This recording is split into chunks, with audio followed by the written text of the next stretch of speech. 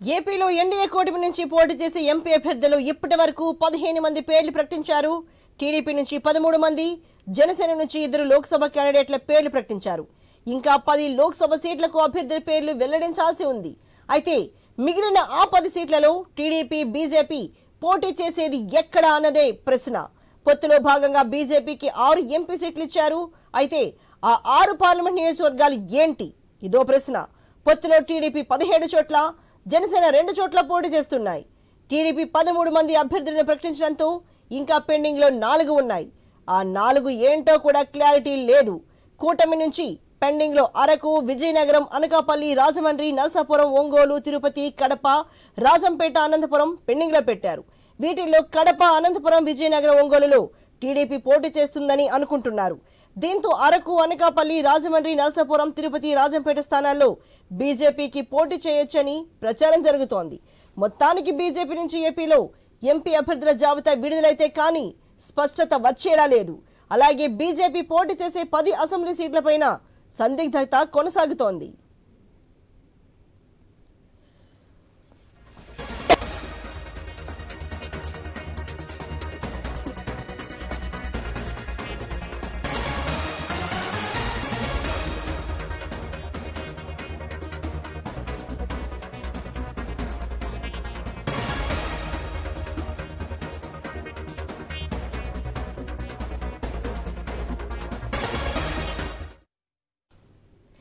ఏపీలో ఎన్డీఏ కూటమి నుంచి పోటీ చేసే ఎంపీ అభ్యర్థులు ఇప్పటి వరకు 15 మంది పేర్లు ప్రకటించారు.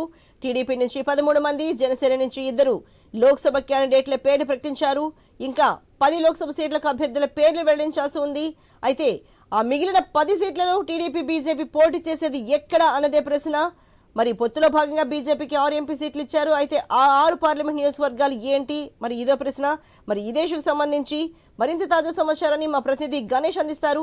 గణేష్, మరి చూసుకుంటే టీడీపీ నుంచి 13 మంది, జనసేన నుంచి 2, మరి మిగిలిన 10 స్థానాల్లో టీడీపీ, బీజేపీ పోటీ చేసేది ఎక్కడంటూ కొన్ని ప్రశ్నలు అయితే మనకు కనిపిస్తూ ఉన్నాయి. దీనికి సంబంధించి డీటెయిల్స్ చెప్పండి గణేష్.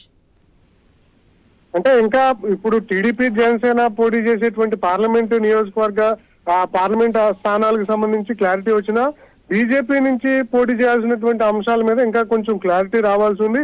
ఇప్పటి వరకు బీజేపీ రాష్ట్రంలో పొత్తు అన్న మాటే ఉంది కానీ ఎక్కడ అసెంబ్లీ కానీ పార్లమెంట్ కానీ బీజేపీకి ప్రకటించినటువంటి సందర్భం కనిపించట్లేదు.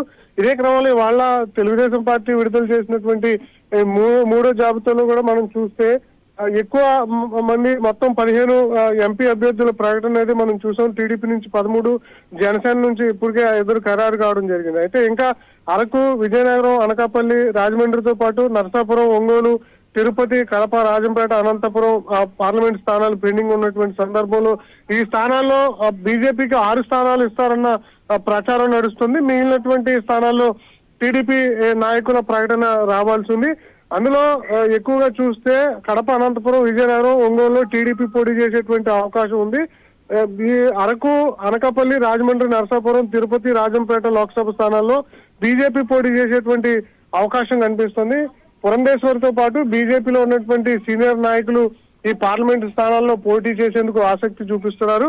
అదేవిధంగా పార్టీకి ఎప్పటి నుంచో కట్టుబడి పనిచేస్తున్నటువంటి నేతలు 10 అసెంబ్లీ స్థానాల్లో బరిలోకి దిగేటువంటి బీజేపీ అవకాశం కల్పిస్తుంది. ప్రస్తుతానికి జనసేన, టీడీపీ క్లారిటీ ఇచ్చినా కూడా బీజేపీ నుంచి ఇంకా క్లారిటీ లేదు. మరొక 2 రోజుల్లో ఆంధ్రప్రదేశ్ అంటే ఇక్కడ నుంచి కేంద్ర బీజేపీ నాయకత్వానికి ఒక జాబితా పంపించడం జరిగింది. అయితే పురంధేశ్వరి కొన్ని ఆరోపణలు చేశారు. ఎక్కడైతే ఓటమి పాలవుతారన్న స్థానాలు ఇచ్చారో ఆ స్థానాల్లో బీజేపీకి పెండింగ్ నుంచి మిగిలినటువంటి స్థానాలన్నీ కూడా పనిచేశారని చెప్పి కేంద్ర నాయకత్వానికి ఇటీవల ఫిర్యాదు చేసినటువంటి అంశం చూసాం. అయితే ఇదే క్రమంలో నాయకుల జాబితా కూడా వెళ్ళినటువంటి సందర్భంలో ఎవరిని కేంద్ర నాయకత్వం సెలెక్ట్ చేస్తుంది, వారి పేర్లన్నీ కూడా షీల్డ్ కవర్ లో కేంద్ర అంటే రాష్ట్రానికి నాయకత్వానికి అందడం జరుగుతుంది. ఆ తర్వాత బీజేపీ ఎక్కడెక్కడ పోటీ చేస్తుందన్న అసెంబ్లీ కావచ్చు, పార్లమెంట్ కావచ్చు, వీటి మీద క్లారిటీ ఇచ్చేటువంటి అవకాశం అయితే కనిపిస్తుంది. అరకు నుంచి కొత్తపల్లి గీతాపుతో పాటుగానే రాజమండ్రి నుంచి పురంధేశ్వరి, నరసాపురం నుంచి మరొకరు, అనకాపల్లి ఇలా బీజేపీ నాయకులు అయితే కొంతమంది ఎదురు చూస్తున్నారు తమ పేర్ల ప్రకటన ఉంటుందని చెప్పి. మరొక 2-3 రోజుల్లోనే ఆల్రెడీ ఎన్నికల నోటిఫికేషన్ ఇప్పటికే అంటే మనం అంటే ఈ ఎన్నికల అంశానికి సంబంధించి ఇప్పటికే ఆంధ్రప్రదేశ్ లో ప్రక్రియ మొదలైపోయినటువంటి సందర్భంలో అన్ని పార్టీలు ఇప్పటికే అధికార వైసీపీ అన్ని స్థానాలను ప్రకటించింది. ఇప్పుడు కూటమి ఇప్పుడు ఆల్మోస్ట్ చాలా వరకు కంప్లీట్ అయినటువంటి సందర్భమే కనిపించింది.